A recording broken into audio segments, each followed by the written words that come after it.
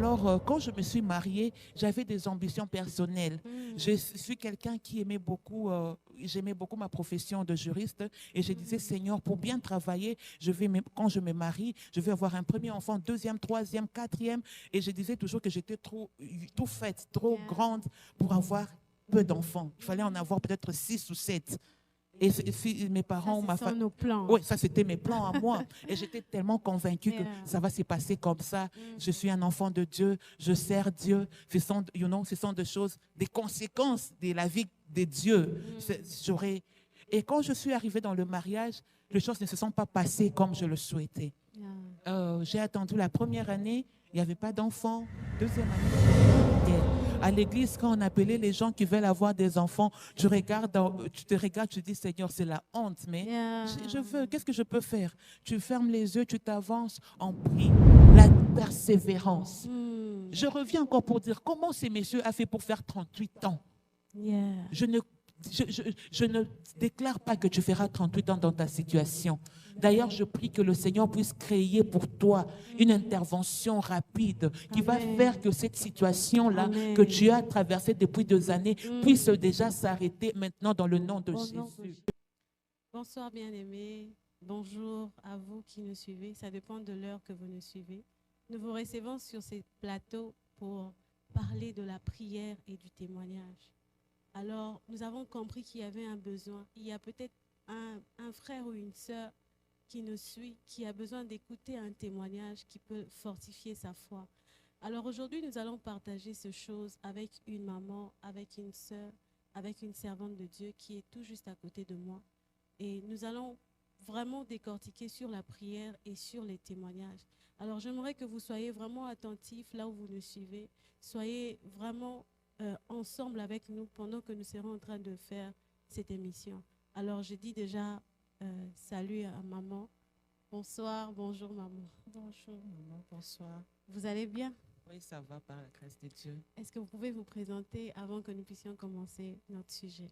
Oh, d'accord. Je suis Joëlle Mutombo Amissi. Je suis femme de pasteur. Mon mari, c'est le docteur Anthony Amissi. Je sers Dieu avec lui depuis que nous sommes mariés. Je suis à ses côtés. Il est pasteur assistant d'une église en Afrique australe, particulièrement, précisément en Namibie. Alors, je suis mère de famille et mariée depuis bientôt 10 ans. Merci. Ok, merci beaucoup. Merci beaucoup, maman Joëlle. Merci, maman. Et nous allons aujourd'hui parler de la prière et du témoignage. Avant d'aller vers le témoignage, nous voulons commencer par la prière. J'aimerais un peu, par rapport à vous, les gens qui nous suivent vont comprendre pourquoi est-ce que nous parlons d'abord de la prière. Parce que j'aimerais vraiment que nous comprenions c'est quoi la prière. Et ensemble avec vous, j'aimerais que vous puissiez partager avec le peuple de Dieu, c'est quoi pour vous la prière? Qu'est-ce que signifie la prière? Merci maman Tarsile pour la question. Je crois que comme le téléspectateur le savent, comme tu le sais, le monde de la prière est très vaste. Donner une seule définition précise pour ce qui est la prière, ça sera difficile. Mais je vais quand même dire quelque chose. La prière, c'est cette communication avec Dieu. Je peux encore le dire, cette communion, ces moyens par lesquels nous entrons en communication, ces moyens de communier avec le Seigneur, avec notre Dieu, pour nous qui sommes enfants de Dieu, c'est ce que nous appelons la prière. Alors, merci beaucoup. Merci, maman, pour cette définition. J'aimerais vraiment que nous allons encore un peu plus. Avant de parler du témoignage, quand vous dites la prière est une communication avec Dieu, il y a une question qui me revient pour vous demander, c'est comment s'est fait cette communication? Comment est-ce que cette communication s'est faite? C'est pendant que vous êtes seul dans la chambre? Comment est-ce que nous devons prier? Comment s'est fait la prière? Cet aspect-là encore, maman Tarsi, et c'est un champ très vaste, comme je venais de le dire. La prière, la parole de Dieu nous dit d'emblée, priez sans cesse. Alors, quand vous parlez du moment, ça devient compliqué. La prière, pour nous, enfants de Dieu, c'est cette relation permanente-là que nous avons. Nous avons des moments solennels de prière que nous passons dans nos dévotions à la maison, en famille, personnellement, seuls, comme la parole de Dieu nous dit pendant que le Seigneur était en train d'apprendre à ses disciples comment prier. Il a dit, entre dans ta chambre, ferme ta porte et tes fenêtres. Nous savons tous que c'est une illustration de choses spirituelles. Ça veut dire que c'est une prière personnelle en ce moment-là. Nous avons des prières que nous faisons avec l'ensemble, là où les enfants des dieux demeurent ensemble. Dire comment ça doit se faire. Ce que je peux dire, ça doit d'abord se faire avec un état d'assurance. Cette assurance-là, un état personnel, intérieur, de l'assurance que nous nous adressons à un Père qui est dans les ciels. Où ça doit se faire, je reviens dans ce que je disais, ça peut se faire un peu partout, n'importe où. Je ne dis pas qu'on doit crier dans le rue. La Bible même nous dit, Jésus-Christ nous disait à ses disciples, ne faites pas comme le païen qui vont dans les coins des rues en train de crier. Ça veut dire qu'il y a un aspect interne. Nous le faisons. On peut le faire dans notre cœur, on peut le faire à l'église, on peut le faire à la maison. La prière peut se faire partout. Et si on doit revenir à ce que Dieu, la parole de Dieu, prier sans cesse, c'est là que je prends la permanence du cœur.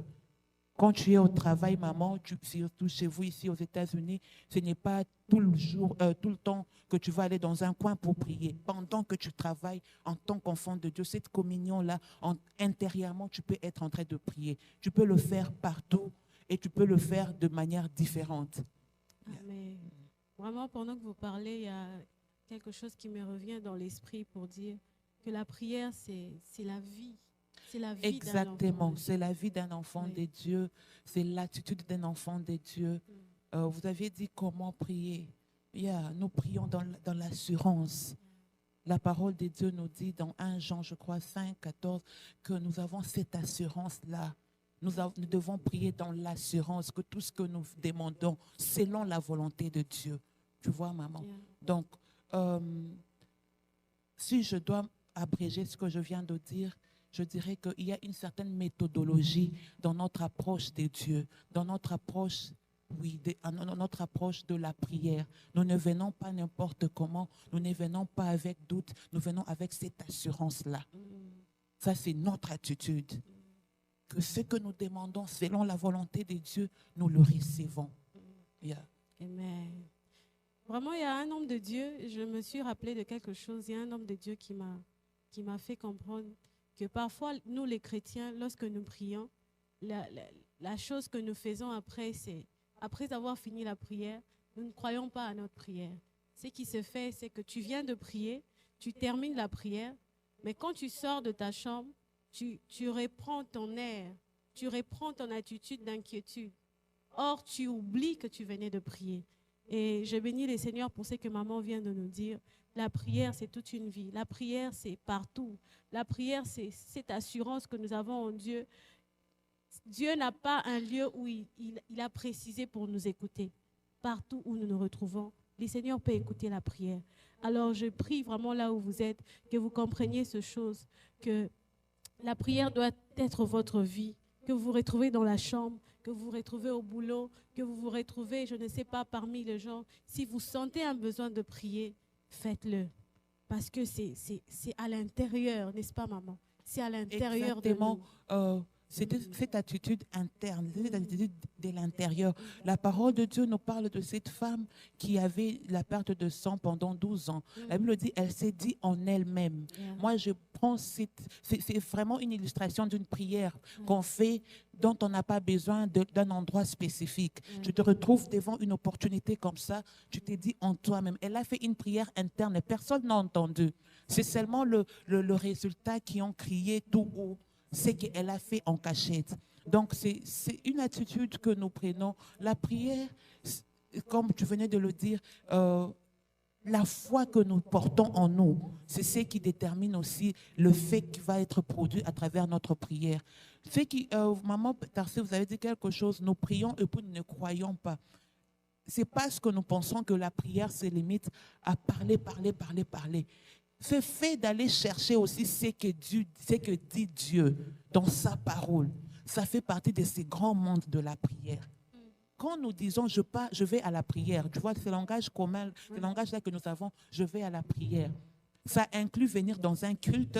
Oui, il y a la prédication, il y a la louange, l'adoration, tu vois tout ça. Nous disons en général, je vais à la prière, tu vois. Alors, quand nous parlons de la prière, il y a cet aspect de la méditation de la parole de Dieu qui entre en jeu, qui nous permet de garder maintenant l'attitude positive que nous appelons la foi en tant qu'enfant de Dieu. Parce que quand nous y venons sans soubassement, c'est ce qui crée trop de déséquilibre dans la vie de la prière d'un enfant de Dieu. Notre soubassement doit être la parole de Dieu. Même quand je m'approche, je peux prendre même 20 minutes en train de méditer sur cette parole qui dit que ceux qui s'approchent de Dieu croient qu'il existe. Yes. Père, j'admets que tu existes. Tu existes, tu existes, tu existes. Yes. Tu t'édifies d'abord toi-même à travers la parole de Dieu et puis tu t'approches avec cette assurance-là. Amen. Parce que sans assurance, en allant seulement parler, tu vas y sortir la même. Après, quand tu sors, tu te rappelles encore, hey, je n'ai pas encore payé le bill, je n'ai pas encore fait ceci, je suis encore stérile. Wow. C'est ça qui nous manque par moment. Nous y allons sans avoir de fondement, de base solide. Et la base solide dans la prière, c'est ce que dit Dieu. Qu'est-ce que sa parole nous dit? Et c'est là que la foi intervient. Et la Bible dit, sans la foi, il est impossible d'être agréable à Dieu. Comment tu vas t'approcher de lui sans la foi? Et d'où vient la foi? La foi vient de ce qu'on entend. Et nous entendons quoi? La parole de Dieu. Donc c'est un cercle vicieux qui veut que tout marche ensemble. Je prie, je parle à Dieu, mais je ne parle pas n'importe comment. En droit, nous allons vers le magistrat ou vers le juge avec un bagage de arguments. Ça veut dire que je vais plaider, c'est comme on dit, je vais plaider ma cause, je vais avec la loi dit ça. Et ça soutient ton argument devant le juge. Notre Père Céleste, c'est le juste juge. Quand nous allons vers lui, apprenons à y aller avec ce qu'il a dit, avec la pétition, ce que nous connaissons de ce que nous voulons faire. Tu vois, maman? C'est comme ça que nous devons soutenir notre vie de prière. Je me rappelle même que la parole de Dieu dit que lorsque vous priez, ne multipliez pas des paroles comme le font le païen, oui, qui pense qu'à force de multiplier les paroles. Mais je pense aussi que si nous y allons avec un fardeau ou nous y allons avec un bagage de la parole de Dieu, et comme il le dit dans sa parole, rappelez ma mémoire. Donc nous pouvons y aller dire, Père, tu as dit ça. Je m'approche parce que c'est ton plaisir que je sois dans ta présence. C'est être dans la présence de Dieu. La prière, c'est un mode, c'est un style de vie pour nous, enfants de Dieu. Nous avons vu ça avec Jésus-Christ. Nous ne pouvons pas déroger de la règle. C'est ce que veut. Ça fait partie du principe de notre royaume des enfants de Dieu. Alors maintenant, dans cet ensemble de prières, comme je disais avant, c'est une communion. C'est là maintenant qu'il y a diversité, sujet des prières, requêtes, mais à la tête de tout ça, c'est d'abord cette communion-là que nous devons chercher à avoir avec Dieu. Et cette communion doit se faire dans le principe, selon les normes, pour que le contact là soit établi et que tout le reste puisse suivre après. Amen. Que Dieu vous bénisse, maman. J'espère que quelqu'un a reçu quelque chose. J'espère que pendant que tu es en train de nous écouter, le Seigneur est en train de déposer quelque chose dans ton cœur. J'espère aussi qu'après ces instants, ta vie de prière sera restaurée parce que le but, c'est que ton cœur comprenne quelque chose. Nous ne voulons pas juste que tes oreilles ou tes yeux nous voient, mais nous voulons que le Seigneur dépose quelque chose dans ton cœur par rapport à la prière et par rapport au témoignage. Et par là, par rapport à ce que nous venons de dire, vraiment de cette confiance, de cette communion avec Dieu, de cette attitude que nous devons avoir pendant que nous prions. J'aimerais vraiment qu'on puisse aussi épingler pendant quelques secondes sur quelle est vraiment cette attitude. Vous avez parlé de la foi, vous avez parlé de certaines choses que nous avons écoutées ici. J'aimerais vraiment que vous puissiez essayer un peu d'épingler sur ça. C'est quoi l'attitude que nous devons avoir pendant que nous prions? Est-ce que c'est vrai la confiance, mais comment les choses doivent se faire? Est-ce que maman, tu peux un peu nous parler de ça? Alors, maman, je crois que pour parler de la manière dont les choses doivent se faire, ça dépend maintenant de ce pourquoi nous allons. Yes. Vous comprenez? Vous savez, soyons sincères avec nous-mêmes. Nous sommes plus à l'aise et plus confiants que quand nous demandons « Remplis-moi du Saint-Esprit ». Seigneur, je veux ton Esprit Saint. Parce que la parole dit « Ne vous enivrez pas du vin, soyez plutôt remplis ». Vous savez, il y a des prières que nous faisons par moments où tu sens cette conviction-là que l'Esprit de Dieu est là. Et il y a des prières, quand tu fais, comme tu l'as dit, tu sors de la prière, tu as l'impression que la situation reste dans ta tête. Ça dépend maintenant de la raison de notre approche à Dieu en ce jour-là ou en ce moment-là. Parce que la prière, l'attitude à prendre, c'est ce que nous avions dit, c'est la foi. Maintenant, ça dépend de ce que tu demandes à Dieu. Il y a des choses que nous demandons à Dieu qui demandent d'ajouter à notre foi de l'espérance. Et même d'y ajouter encore la persévérance. Là, ça va maintenant dans le cadre de sujets ou de requêtes personnelles que nous avons. La prière, c'est qui est vrai. Notre Dieu entend la prière. La parole dit, il est celui qui entend la prière et tout le peuple viendront à lui. Amen. Vous entendez, maman? Là, il y a, je crois, un Corinthien nous dit, il est juste notre Dieu, c'est lui qui nous a appelés à la communion avec Dieu. Tu vois, il aime cette communion-là. La prière, le faire, comme je ne sais pas quoi dire, mais ce que je peux dire, c'est le monde des dieux. Yes. Maintenant, notre attitude à nous dépend de ce pourquoi nous nous approchons de lui à une selon les circonstances que nous traversons, selon le temps. Et c'est là que vous allez, comme vous venez de poser votre question, nous allons faire intervenir certaines attitudes. La foi, la persévérance et l'espérance, tu vois un peu, cette détermination-là, maman. La parole de Dieu nous parle de cette femme, c'était Jésus-Christ, c'est donné l'illustration. Il dit il y avait une femme qui était en train d'aller vers un juge méchant de ce monde, pour plaider sa cause. La Bible dit que ces juges-là le rejetaient tout le temps. À chaque fois qu'elle allait, il s'est méfié de la femme. Mais à force d'aller tout le temps, tout le jour, frapper pour remettre la même requête devant ces juges méchants. La Bible dit qu'il n'avait d'égard pour personne. Mais à force d'y aller tout le temps, un jour, cette juge s'est dit, ne fût-ce que pour éviter ce bruit, je rendrai justice à cette femme. C'est Jésus-Christ qui disait. C'était la persévérance. Wow. Elle allait. Et le Seigneur donnait cette illustration pour nous dire qu'il faut toujours prier. Et ne jamais se lâcher. Wow. Ça, nous entrons maintenant dans le requête ou dans les sujets qui nous tiennent à cœur, pour lesquels nous nous adressons à Dieu. Parce que la parole nous dit, ne vous inquiétez de rien. En toute chose, faites connaître vos besoins à Dieu. Amen. Par de prières et de supplications. Amen. Nous entrons maintenant dans les domaines où il y a un problème particulier qui te tient à cœur et que tu penses que tu es seul. Tu ne peux rien faire. Là, tu as besoin de l'attitude. Nous nous rappelons de cet homme à la piscine de Bethesda qui a fait 38 ans. Je n'épingle pas cet exemple, ma soeur, mon frère, pour que tu fasses 38 ans dans ton problème. Amen. Ou que tu fasses 38 ans avec la situation. Je le refuse dans le nom de Jésus. C'est juste pour te donner l'illustration d'un comportement d'un chrétien. Amen. La Bible dit que pendant 38 ans, cet homme était tout le matin placé devant la piscine et attendait quelqu'un qui le jetterait en premier dans la piscine pour que l'ange qui descend avec la guérison puisse lui en accorder. Mais pendant 38 ans, rien n'arrivait. Mais la question que je me pose, comment cette personne a pu faire 38 ans en cet endroit-là? Il y a 3 choses qui ont caractérisé sa vie. Yes, la foi, que ça peut être aujourd'hui, et quand aujourd'hui ça ne marche pas. Yeah. L'espérance que demain quelque chose peut arriver. Wow. Et même quand demain ça n'arrive pas, la persévérance. que c'est lui qui a dit que l'ange descendra du ciel et viendra agiter l'eau et que je me jeterai. Un jour, je serai le premier à m'agiter dans cette eau-là et ma guérison prendra place. Donc, on ne peut pas s'engager dans une vie de prière sans la foi que aujourd'hui tout peut arriver. On ne peut pas s'engager dans une vie de prière sans l'espoir que demain ça peut venir, ou sans la persévérance que j'y suis et j'y reste.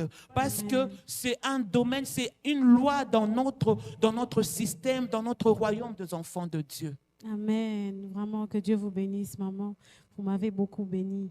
Alors, je prie là où tu nous suis. Je prie que le Seigneur touche ton cœur à comprendre ces choses parce qu'elles sont tellement profondes.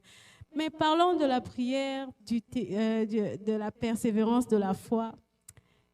Il y a quelque chose que vous allez partager avec nous ce soir. Maman, en tant que femme, en tant que maman, même pour ceux-là qui nous suivent, je sais que chacun a un domaine dans lequel ça a été dur pour lui. Un domaine dans lequel vous avez persévéré, vous avez exercé la foi. Oui. Un domaine dans lequel, en tant qu'enfant de Dieu, l'Esprit de Dieu voulait vous rendre mature. Vous voyez, un domaine dans lequel il fallait grandir pour y sortir avec un témoignage. Yes. Je sais qu'il y en a qui ont cherché le mariage, je sais qu'il y en a qui ont cherché le travail. Moi particulièrement, par la grâce, je sais pas, je dirais par la grâce de Dieu, je me suis mariée. Pas trop jeune, mais à l'âge normal. Je n'ai pas eu le temps de faire trop de prières, pour secouer.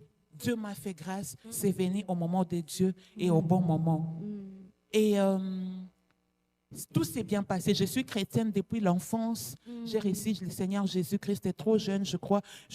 Au fait, je suis née dans une famille chrétienne. Amen. Quand je suis née, mon père était déjà pasteur, serviteur de Dieu. Et j'ai pris mes propres engagements avec Dieu à l'âge de 13 ou 14 ans. Et j'étais déjà engagée dans mon église à Kinshasa et tout s'est passé bien. Alors, quand je me suis mariée, j'avais des ambitions personnelles. Je suis quelqu'un qui aimait beaucoup, j'aimais beaucoup ma profession de juriste. Et je disais, Seigneur, pour bien travailler, quand je me marie, je vais avoir un premier enfant, deuxième, troisième, quatrième. Et je disais toujours que j'étais trop faite, trop grande pour avoir peu d'enfants. Il fallait en avoir peut-être 6 ou 7. Et si mes parents ou ma famille. Nos plans. Oui, ça c'était mes plans à moi. Et j'étais tellement convaincue que ça va se passer comme ça. Je suis un enfant de Dieu, je sers Dieu. Ce sont des choses, des conséquences de la vie de Dieu. Et quand je suis arrivée dans le mariage, les choses ne se sont pas passées comme je le souhaitais. J'ai attendu la première année, il n'y avait pas d'enfant. Deuxième année, il n'y avait pas d'enfant. Mais je bénis Dieu pour la vie de mon mari parce qu'on s'est soutenus. Mais vous savez, comme vous le savez, pour nous les Africains, quand il y a un problème d'enfant, c'est souvent un problème plus qu'on octroie aux femmes. Et il y avait des appels par-ci, par-là. J'ai une belle sœur qui me taquinait. Elle va dire, Natine Tondolo, donc je dois envoyer ces fruits-là aigres pour te mettre... Alors tu sais qu'il n'y a rien. Tu vois un peu. Donc il y avait toutes ces choses-là et ça a commencé à me préoccuper. Et de cette préoccupation-là, t'es né un sujet de prière. Automatiquement, c'est devenu un sujet de prière. À l'église, quand on appelait les gens qui veulent avoir des enfants, tu te regardes, tu dis, Seigneur, c'est la honte, mais je veux, qu'est-ce que je peux faire? Tu fermes les yeux, tu t'avances, on prie. Ça a pris du temps, 1 année, 2 ans, 3 ans. À la 3e année, presque 4e année de mon mariage, 3e année de mon mariage, le Seigneur a permis que je conçoive, mais je ne sais pas. Entre-temps, je dis, mon mari, c'est un médecin. On s'est attelé aux procédures médicales. Il voulait qu'on voie le médecin. Il lui-même voulait comprendre c'est quoi le problème. Comme tout couple. Et pire encore pour lui, comme il était du domaine, il voulait comprendre pourquoi ça ne donne pas. Pourquoi ça ne marche pas. On est mariés, on fait tout ce qu'il faut. Qu'est-ce qui se passe? On a vu le médecin, il pouvait faire tout ce qu'il pouvait faire. Et au bout de quelques années, je suis tombée enceinte. J'ai dit, ma prière a été exaucée. Alors, particulièrement pour moi, ce n'était pas fini. Le combat ne s'est pas limité là. Je suis tombée enceinte. Je me suis dit, c'est le résultat de mes prières. Dieu a entendu ma prière. J'étais très contente. On était tous dans la joie. Mais malheureusement, le diable a combattu le fruit de mes entrailles. Ce n'était pas facile déjà à la première consultation, j'avais déjà un mauvais rapport qui est arrivé et on nous disait que l'enfant n'allait pas très bien, mais ça va vraiment se résoudre à la sortie de l'enfant. Il sera pris en charge par le médecin et tout va bien se passer. Je me rappelle encore, mon mari s'est démené pour que je sois prise en charge dans un grand hôpital où il y avait 5 spécialistes dans la salle d'opération parce qu'il fallait que je passe par la césarienne. Il y avait un pédiatre, il y avait en tout cas les médecins de cœur et tout pour que l'enfant soit pris en charge directement. Et quand je suis allée, j'étais confiante. Vous avez atteint 9 mois. Oui, j'ai atteint 9 mois. Wow. La grossesse a atteint 9 mois et j'étais très confiante. Je disais que Dieu a donné. Et voilà, je m'attendais quand même à cette prise en charge médicale. Et malheureusement, maman, le jour où l'enfant était né, je n'oublie pas de jour. Je vois toujours comment ça me revient dans la tête. Je bénis le Seigneur parce que le Saint-Esprit a su sortir cette image-là de moi par de meilleurs, par de choses qu'il a fait par après. Je suis entrée dans la salle d'opération, ça n'a pas pris longtemps, on a opéré, on a sorti l'enfant. L'enfant a poussé un grand cri comme tout enfant qui vient au monde et c'était la joie dans mon cœur. Je ne savais pas que c'était les tout derniers cris que j'entendais de ma fille ce jour-là. L'enfant a crié et j'entendais comment la voix baissait, le son, le volume de la voix de l'enfant baissait et j'ai demandé, mais où est-ce qu'on a amené l'enfant ? Et j'ai regardé autour de moi, je voulais la voir dans mes mains, être la première à recevoir mon enfant. J'ai dit, mais le Seigneur a fait pour moi quelque chose de grand que j'attendais depuis des années. Et la minute qui suivait, j'étais tellement curieuse. Je ne voulais même pas l'anesthésie générale parce que je voulais voir mon enfant, comment il venait, il sortait de mon sein. Même pas 5 minutes de vie. Comme j'insistais à savoir où était l'enfant, on m'a dit que l'enfant n'a pas survécu. Wow. Et dans mon ventre, elle n'était que connectée à mon cordon ombilical. C'est mon souffle qui le faisait vivre et elle n'a pas survécu en sortant de moi.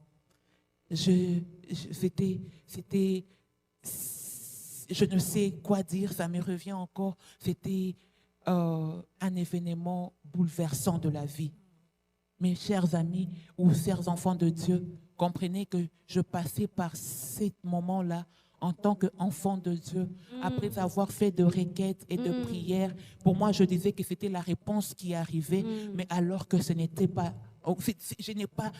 c'était autre chose. Il faut qu'on épingle cette partie-là parce qu'il y a beaucoup de serviteurs, servantes de Dieu, enfants de Dieu, qui pensent que lorsqu'on sert Dieu, les choses doivent être facile. Non, ça ne peut pas. C'est pas toujours, maman. Je sais qu'il y a des moments où Dieu a prévu le repos pour nous. Mais nous pouvons passer par des choses que nous ne pouvons pas expliquer, qui restent dans la souveraineté de Dieu. On ne peut pas poser de questions à Dieu. C'est dur à traverser. Tu traverses un moment où tu arrives à un moment où tu penses que tu as obtenu ce pourquoi tu t'es battu pendant des années. Et puis ça te lâche comme ça. La parole de Dieu nous parle de cette femme de distinction qui a bâti une chambre haute pour le prophète.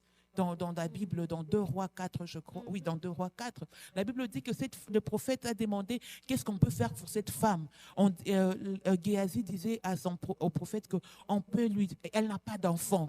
La parole de Dieu dit qu'elle a reçu cet enfant. À un moment donné, cet enfant-là est mort. Vous pouvez un peu comprendre ça. Quelque chose que Dieu lui-même a donné. Dieu reste souverain. À travers son serviteur, un vrai. Nous avons prié, maman. Oui. On était convaincus qu'on a reçu une bénédiction de Dieu, mon mari et moi. Mais l'enfant est parti. On n'a même pas eu 1 heure du temps à savourer. La première fois que j'ai tenu cet enfant-là à main, j'ai tenu un cadavre. Wow. J'ai dit, je perdis l'enfant, mais je vais quand même voir à quoi elle ressemblait. L'hôpital a dit non, peut-être qu'elle est en train de faire la dépression. J'ai dit, il y a un Dieu. Ce n'est pas ça qui va changer mon identité d'enfant de Dieu. Yes. Je ne suis pas en train de faire la dépression, mais dans ma chair, je sens quand même ce besoin-là de voir quand même à quoi ressemble le fruit de mes entrailles, même si elle n'a pas de vie. C'était dur, l'enfant est parti et c'était pas facile. C'était pas facile, on est passé par des moments comme ça. On a continué à faire confiance à Dieu. On est rentré, parce que c'est passé dans la capitale, nous on vit en province, en Namibie. On est rentré en tant que pasteur, mon mari pasteur, on devait accueillir la maman qui est venue après longtemps. Et j'étais obligée de me lever pour dire aux enfants de Dieu, notre Dieu reste Dieu. Avec ou sans enfants, Dieu est bon. Et je me lève. Je voulais ramener l'espoir dans les cœurs des enfants de Dieu parce que les gens me regardaient avec un regard de pitié. Est-ce que pendant que vous essayez de ramener l'espoir, vous-même en vous, il y avait Non, l'espoir? je ne devrais pas dire que tout allait bien. Je voulais dire que je ne voulais pas être le sujet de l'amertume dans le cœur de gens. Je ne voulais pas être sujet d'amertume. Je voulais que les enfants de Dieu continuent à comprendre qu'on peut continuer à faire confiance à Dieu malgré tout ce qui nous arrive. Amen. Yes. Je suis revenue. Je me rappelle, mon mari est venu me dire, une fois il est sorti pour faire pour moi des shopping, à son retour, il dit, chérie, ne sors même pas. Vraiment, je vais aller faire tout ce qu'il a même pris un congé au travail. Il dit la manière, parce que j'avais une grossesse très, très grande. Et il dit la manière dont les gens posent, comment va l'enfant? Alors, si on te pose à toi ces questions-là, je pense que tu vas t'effondrer. Alors, je ne veux pas que tu sortes. Ce n'était pas facile. On n'a pas perdu l'identité d'enfant de Dieu. J'ai appris après ça de dire merci à Dieu. Je lui ai dit merci. Tu as repris, tu m'as fait passer par cette situation. Je n'ai pas de choix, tu restes mon Dieu. Je n'ai pas d'autre option. Il n'y a pas d'option. Tu es Dieu, tu le restes et je reste ta fille. Je vais te servir autant que je peux. Donne-moi seulement la force et du demeurer. Et cela est passé, maman. Tu seras peut-être surprise. Je suis tombée enceinte l'année qui suivait. Wow. Et ce n'était pas encore fini. Wow. Dans les mêmes circonstances, j'ai encore perdu mon deuxième enfant. Vous avez encore atteint un... J'étais encore tombée enceinte. Le même problème médical. Je me rappelle le jour où j'étais à l'hôpital. Ça, c'est le deuxième enfant. Je même quitté, quand je suis tombée enceinte, j'ai quitté là où j'habitais. Peut-être ma famille aussi n'a aucune idée de cette histoire. Je suis allée habiter ailleurs. Mon mari m'a dit, je vais quand même que tu sois confortable. Je sais qu'il y a les yeux de gens. Si tu penses que tu peux profiter pour aller ailleurs, tu peux y aller. Il m'a fait déménager, c'était par ma demande. Et j'ai conçu, maman, les mêmes circonstances, la même chose se répétait. J'ai perdu encore mon deuxième enfant. Cette fois-ci, c'était un garçon. Le premier, c'était une fille. La grossesse n'était pas arrivée à terme, mais le constat qui était fait au-dedans de moi, c'était que l'enfant n'allait pas bien, jusqu'à ce que l'enfant est sorti de manière précoce et nous l'avons perdu. Wow. Je me rappelle étant à l'hôpital. Vous savez, il y a des moments où nous passons par de moments durs. Dieu permet. Il reste Dieu dans sa souveraineté. On ne va pas lui poser de questions. Une de mes belles-sœurs m'a appelée. Je sais qu'elle n'était pas méchante. J'avais peut-être eu très mal, mais ce qu'elle avait dit, c'était après, elle avait aussi, elle était peut-être, je dirais, brisée par ce qui nous est arrivé. Mais c'était un choc quand même, je dois l'admettre. Elle a dit, notre frère, j'étais encore à l'hôpital, je n'avais même pas encore ma voix qui parlait convenablement, j'étais sous le choc. Il a dit, notre frère a été très intègre dans sa jeunesse. Tu devrais plutôt t'examiner toi. Wow. Tu vois, et ce n'était pas une fois, ce n'était pas deux fois. Des choses comme ça. Et je pleurais sur mon lit d'hôpital. Mon mari m'a dit, j'ai dit, voilà ce que Dada vient de dire. Et c'était vraiment pénible. Le moment était sombre. J'ai commencé à me dire, Seigneur, si tu savais que ça va arriver comme ça, pourquoi ne pas me laisser dans mon état là? J'étais un peu habituée à être soutenue par mon mari. On attendait l'enfant. Mais pourquoi me faire goûter? Tu me donnes et puis ça, tu me le ravis. Ça part comme ça. Maman, c'est là que je demande aux enfants de Dieu que nous suivent. Tu n'as peut-être pas le problème. Tu n'as pas eu le problème de conception. Ton problème est ailleurs. Peut-être le comportement de ton conjoint.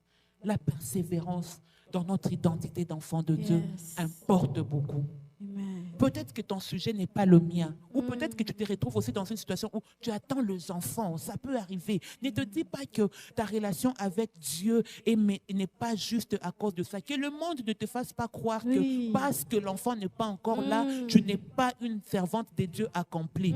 Fais l'œuvre de Dieu comme il le faut. Continue à servir Dieu. En son temps convenable, il te donnera ce qu'il a prévu pour toi. Ça, c'est ce que les hommes nous présentent. Exactement. L'homme veut te faire voir que tu es fautif. Ce qui arrive, c'est à cause de... Peut-être que tu as été une jeune fille d'une mauvaise vie et tout ça. Mais Dieu seul est au contrôle. Quand on est enfant de Dieu, il est au contrôle de tout. Et je vais épingler et dire quelque chose. Même si tu avais une mauvaise vie, quand nous venons en Christ, la parole de Dieu nous dit que nous devenons une nouvelle créature. C'est seulement dans le répertoire des hommes que cette nouvelle vie-là est encore gardée. Mais dans le répertoire de Dieu, toute chose ancienne est passée. Amen. Et tu deviens une nouvelle créature. Tu deviens quelqu'un de tout nouveau. Tu commences une nouvelle vie avec Christ, ma chère, ma soeur et mon frère. Alors, c'est passé comme ça. J'ai dit à mon mari, merci, on a fait ce qu'on pouvait, médicalement parlant. Tu as tenté, n'est-ce pas? Je t'ai donné les chances en tant que médecin. J'ai répondu à tes préoccupations. À 2 reprises, ça n'a pas marché. J'ai dit, permets-moi, je sais que tu es le chef de ménage, mais je prends une décision. Je n'irai plus jamais à l'hôpital pour le besoin d'enfantement. Je lui ai dit ouvertement, j'ai dit, permets-moi maintenant de chercher Dieu, de chercher un enfant qui vient de Dieu. Parce que j'ai l'impression que toutes les fois où nous avons tenté avec le médical, voilà les résultats que nous avons eus. Alors, je bénis Dieu. Nous nous sommes accordés dans cette décision-là. Mon mari et moi, nous avons décidé de prier. J'avais la maman pasteur que nous assistons. Mon mari est pasteur assistant. Notre pasteur, sa femme était très impliquée. Je bénis Dieu pour elle, pasteur Catherine. Elle est de l'Afrique du Sud. Alors, quand je lui ai pris cette décision-là, je me suis confiée à la bonne personne. Souvent, nous prenons nos décisions et nous allons vers la mauvaise personne. Apprenons à savoir à qui est avec nous dans nos moments de persévérance. Je suis allée vers pasteur Catherine et elle m'a dit, maman Amici, comme tu as décidé de ne plus voir le médecin, à chaque fois que tu es pendant tes moments d'ovulation en tant que femme, viens. Tous ces pilules-là que tu prenais pendant les ovulations, comme tu as décidé de le jeter par toi-même, je rejoins ta foi. Alors viens, nous allons faire de prières seulement au moment des ovulations pour dire, Seigneur, nous ne prenons, la femme du docteur Amici a décidé de ne plus prendre de médicaments, mais maintenant nous voulons que le sang de Jésus fasse son travail en elle. Nous te donnons tout le moment. Alors, j'ai pris ces rythmes-là, j'ai obéi à l'instruction. Dieu est passé par pasteur Catherine pour me donner quelques instructions et j'ai obéi à l'instruction. Souvent, les enfants de Dieu, nous faisons ce qui nous passe par la tête.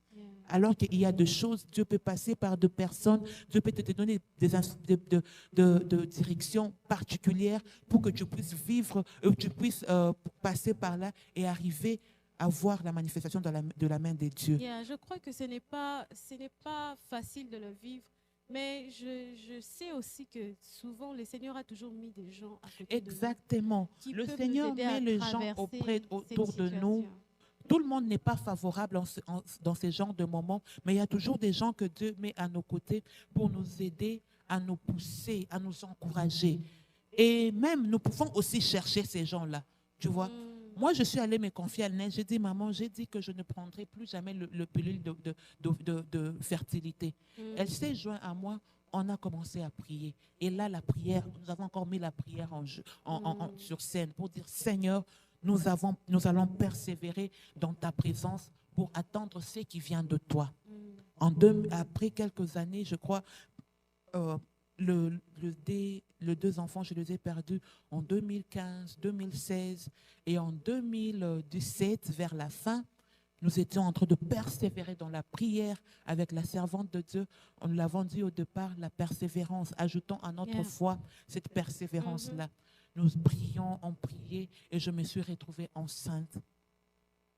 Et quand je me suis retrouvée enceinte, j'ai dit à mon mari, cet enfant ne connaîtra pas d'échographie parce que Dieu est au contrôle. C'est une grossesse qui vient d'en haut. J'en ai marre de mauvais rapports de médecin. Je n'irai plus vers le médecin pour consultation. C'était difficile parce que lui-même, il faisait des échographies, il faisait tout ça.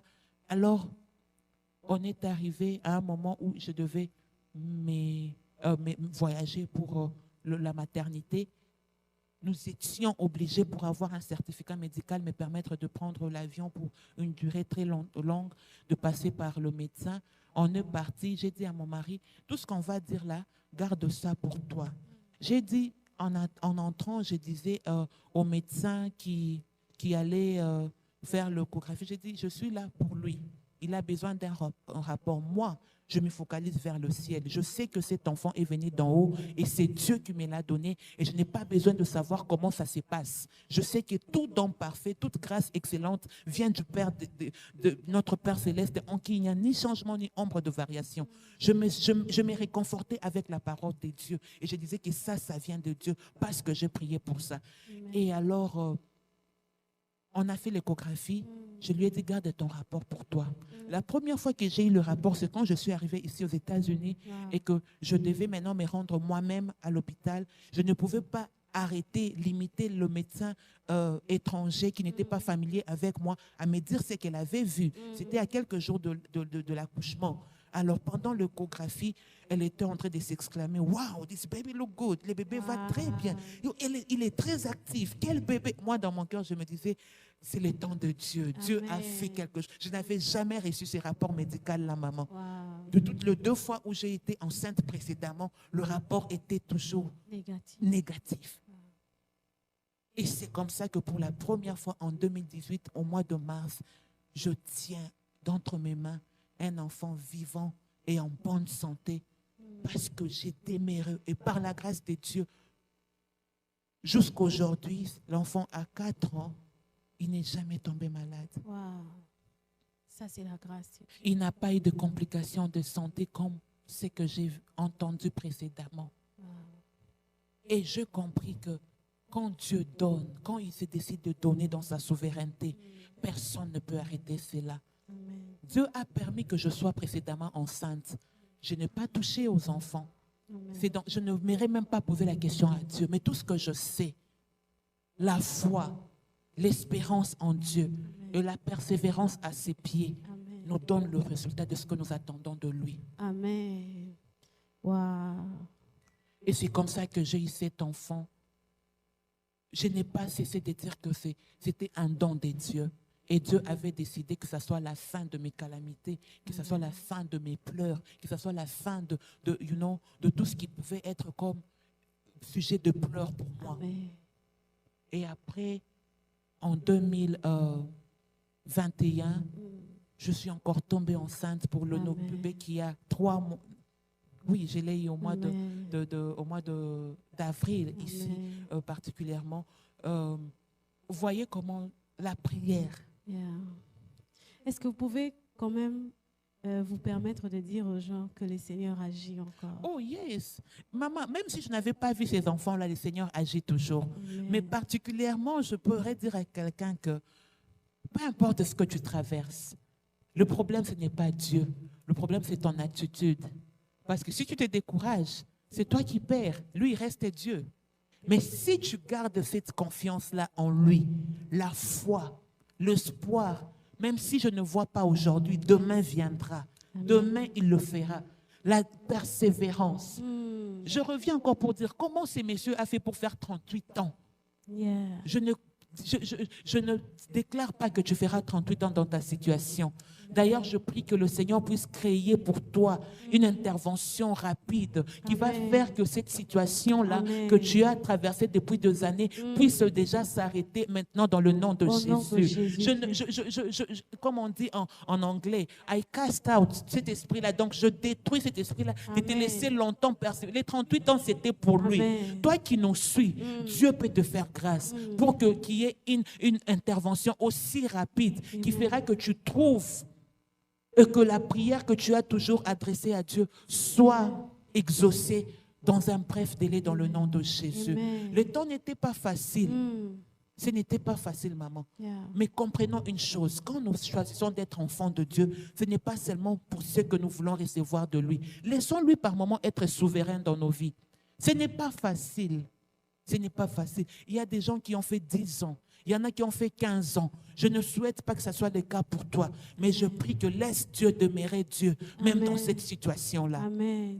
Que ce que tu traverses ne change pas l'identité de Dieu dans ta vie. Mais une chose est vraie, il est fidèle. Amen. Il est capable.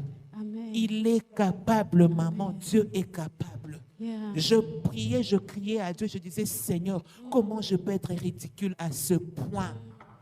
Tu m'as fait attendre avant de concevoir, j'ai accepté. Mais aujourd'hui que je conçois, tu ne me permets même plus de garder l'enfant en main. Je perds les enfants à 2 reprises. Ah, Africains que nous sommes. J'étais traitée de tout. Tu ne réunis pas Dieu. Non, maman, je ne peux pas. Je refusais cela. J'ai refusé de régner Dieu. Je lui disais, quand ça devenait trop fort pour moi-même, j'entrais dans ma chambre, je disais, Seigneur, Saint-Esprit, aide-moi. Je ne veux pas. Je parlais, I was addressing myself. Like, je me tiens pour m'adresser à moi. Je dis, Joël, tu seras forte. Amen. Tu dois être forte. Amen. Ça va aller. Amen. C'est là que je dis au départ, accrochons-nous à ce que dit Dieu. Amen. Et entre-temps, j'entrais en prière avec des pétitions de la parole de Dieu. Amen. Je disais, Seigneur, tu as dit qu'il n'y aura pas de femmes stériles, même pas celles qui avorteront. Pourquoi moi je perds? Pourquoi je ne suis pas? Tu as dit la bénédiction de l'Éternel enrichit et ne se fait suivre d'aucun chagrin. Pourquoi il y a de chagrin dans ce que je crois être bénédiction? Je m'accrochais à la parole de Dieu et à la prière. Et aujourd'hui, je suis mère. 2 enfants qui sont en très bonne santé. Amen. Et je ne pouvais pas imaginer que je pouvais oublier ces événements-là. Mais Dieu me les a fait oublier, maman, en me donnant les enfants que je porte aujourd'hui. Je dis à quelqu'un, Dieu est celui qui est capable de faire oublier le chagrin des années et des années. Amen. Il est capable, rien n'est impossible à lui. Persévère dans la foi. La foi en Dieu est soutenue par la parole. Dis à Dieu, dis à toi-même et dans la prière, c'est que la parole de Dieu dit. Amen. Amen. Amen, Merci maman. beaucoup, maman. Que Dieu vous bénisse. Que Dieu vous bénisse aussi. Que Dieu vous maman. bénisse. C'était tellement trop fort. Nous prions vraiment que là où vous êtes dans vos maisons, là où vous vous retrouvez, nous ne savons pas où est-ce que vous nous suivez précisément. Nous prions vraiment que le Seigneur vous fasse grâce. Exactement. De la même manière que le Seigneur a fait grâce à maman Joël. Je prie qu'aujourd'hui, tu es en train de regarder maman Joël témoigner, que demain ce soit ton tour, que demain soit aussi ton tour de témoignage. Jésus. Alors j'aimerais que pendant ces moments, dans cette atmosphère, nous allons prier pour vous. Nous allons prier pour ces frères, ces mamans, ces sœurs qui sont en train de passer par des moments difficiles, qui sont peut-être fatigués, qui ont désespéré, qui étaient en train de prier et se sont arrêtés parce que ça n'avance pas, ça ne marche pas. Et j'aimerais que nous puissions prier ensemble avec maman Joël et que Dieu fasse grâce. Je prie que le Seigneur fasse quelque chose. Amen. Chère maman, il y a même de papas qui se retrouvent peut-être avec une situation particulière. Amen. Ce que je peux vous dire, c'est que le courage que j'ai aujourd'hui de parler de cette histoire, et ça sera peut-être une première pour ma famille de savoir que je perdis un 2e enfant. C'était tellement honteux qu'on n'en a pas parlé. Wow. Alors, je me lève témoigner de ce que Dieu a fait pour moi. La parole de Dieu nous dit qu'ils l'ont vaincu à cause du sang de l'agneau et de paroles de leur témoignage. Yes. Que ces témoignages ne soient pas seulement un moment d'encouragement seulement, mais que ce soit un moment qui te donne la victoire. Ils l'ont vaincu aussi à cause du parole de leur témoignage. Yes. Je prie que l'Éternel passe par ces témoignages qu'il m'a donné, Amen. afin de te donner la victoire dans ta situation, Amen. afin de te faire sortir de ce Seigneur, moment-là. la Si victoire, l'homme de au nom de Bethesda a Jésus. fait 38 jours, Amen. 38 ans, je ne prie pas que ta persévérance t'amène à 38 ans. Amen. Que le Seigneur, notre Dieu, le Dieu de Divine Speed, puisse te donner cette accélération-là, que les années puissent passer aussi vite, Amen. que le temps puisse passer aussi vite, que dans sa Amen. souveraineté, qu'il Eba décide shakaya de baba donner babosh. à ton cœur ce que ton cœur désire. Amen. Je prie en ce moment, ça peut ne Amen. pas être facile. Je sais que pour nous les Africains, par Yes, exemple, Lord. il y a des Yes, Lord. circonstances qui Yes, Lord. impliquent beaucoup de choses. Amen. Des moqueries, nos familles peuvent Amen. parler, c'est normal, Au nom de c'est lié à Jésus. notre culture. Mais ma prière est que tu sois ferme dans ta position d'enfant de Dieu. Que ce que tu traverses, premièrement, ne puisse pas te faire tergiverser, mais que tu gardes ton identité d'enfant de Dieu. Que personne ne te tire de gauche ou de droite, mais que tu demeures enfant de Dieu. Persévère dans la prière, dans la foi, dans la parole de Dieu. Et que le Seigneur, notre Dieu, t'accorde la victoire. Qu'il t'accorde la victoire pour ces sujets si spécifiques qui rongent ton cœur. Pour certains, vous ne pouvez même plus en parler. Vous vous maquillez comme je le faisais. Je pleurais dans ma chambre de mes pertes, de ma honte. Et je sortais. En tant que femme de pasteur, tu dois bien apparaître devant les gens. Tu dois donner une bonne impression. Tu dois donner la vie aux autres. Je mettais ces maquillages-là externes. Mais au fond de moi, j'avais des choses qui étaient rongées. Mais le Dieu fidèle, c'est lui qui a fait la promesse. Il est juste et fidèle pour l'accomplir. Le plus important, c'est de garder notre identité. Et ma prière est que tu gardes ton identité et que le Dieu de cieux t'accorde la victoire dans ce pourquoi tu pries, dans ce pourquoi tu pleures après lui, dans le nom de Jésus. Amen. Dieu est fidèle. Dieu est fidèle. Merci beaucoup, Maman Joëlle. Que Dieu vous bénisse. Nous prions aussi pour vous. Que Dieu vous emmène loin. Que ce que vous avez comme témoignage emmène beaucoup au Seigneur. Amen. Bénisse beaucoup les familles. Ramène beaucoup les cœurs au Seigneur. Amen. Nous prions que Dieu vous accompagne. Que Dieu soit votre victoire. Qu'il continue à être cette victoire que vous avez témoignée aujourd'hui. En tout cas, nous bénissons les Seigneurs pour ce qu'a été ces moments. Je suis vraiment bénie, j'ai beaucoup été touchée et je prie que là où vous êtes, c'est que vous avez reçu, que vous ne les perdez pas. Et nous croyons que tous, nous n'allons pas le perdre dans le nom de Jésus. Que Dieu vous bénisse. Merci de nous avoir suivis. Merci vraiment. Merci. Que Dieu vous bénisse. Que Dieu vous rende au centuple. Que Dieu soit votre Dieu. Que Dieu récompense ces petits moments de prière, des temps que vous avez disposés pour cette émission. Vraiment, que Dieu vous bénisse. Merci, à la prochaine. Amen.